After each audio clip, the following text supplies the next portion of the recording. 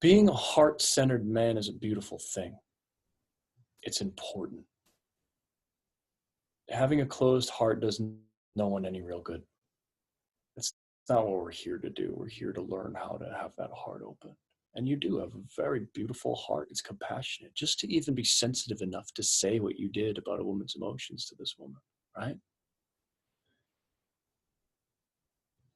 If you come exclusively from your heart when you're doing that, and you're empathizing with her emotion, you're going to create emotional resonance with her. She's going to emotionally feel very safe around you. She's going to feel seen by you in a really nice way. She will not feel polarized by you if you're sharing her empathy. Does that make sense what I'm saying?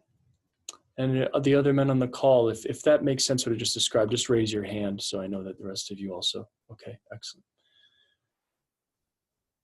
So a lot of men struggle to even find that heart-centeredness or that heart sensitivity with women. It's an incredible gift. But most women are out in the world and they're like, okay, I have two choices. I have the fucking asshole who has a rock hard stone heart who can't feel shit that I can choose from. And then I have the other guy who's more designed like you, has this incredibly open, soft, empathetic heart that she can commingle with. And a lot of women will toggle back and forth between one or the other type of guy. How many men are aware of that? This is a pretty standard process for women. So they'll choose one guy who feels like, you know, milk and honey to her soul, and she just is bathed in this kind of loving presence. She's never felt so seen or safe in her life.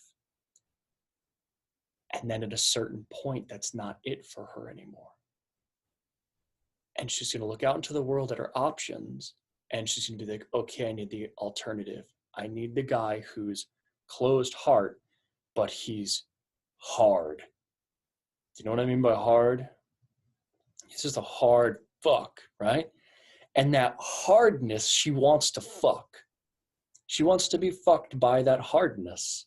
It's we even use it in our language, like, oh, he's hard. You know, he's a hard, cold fuck, right? That hardness she wants to fuck. She does want to be penetrated by that hardness. So women will go to that, and then suddenly they'll feel not seen, unloved, abused even, oftentimes, by men of that nature. And then they'll have to go find a man with this beautiful heart. What she would love more than anything is to feel a man who has the heart that you already have, but who is also capable of breathing down into his balls, like his balls weighed 50 pounds, sitting up like he was about to go into war with that kind of laser-like precision. And when she shows emotion, your heart is right there with her. But you're holding space for her to be in it. You don't join her in it at all. You let the emotion run through her body entirely, and you polarize her by being still, grounded. Your breath gets deeper when she starts to open.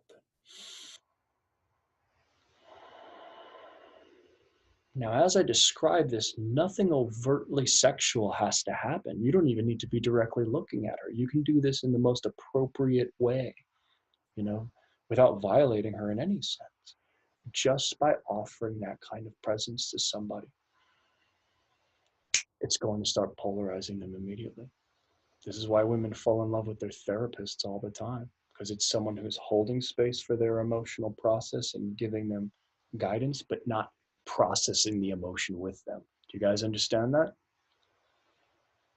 So when you begin to embody that disposition in your body physically as a yoga,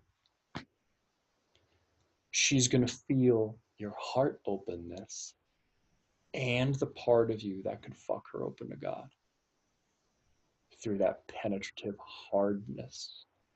Does this make sense what I've described?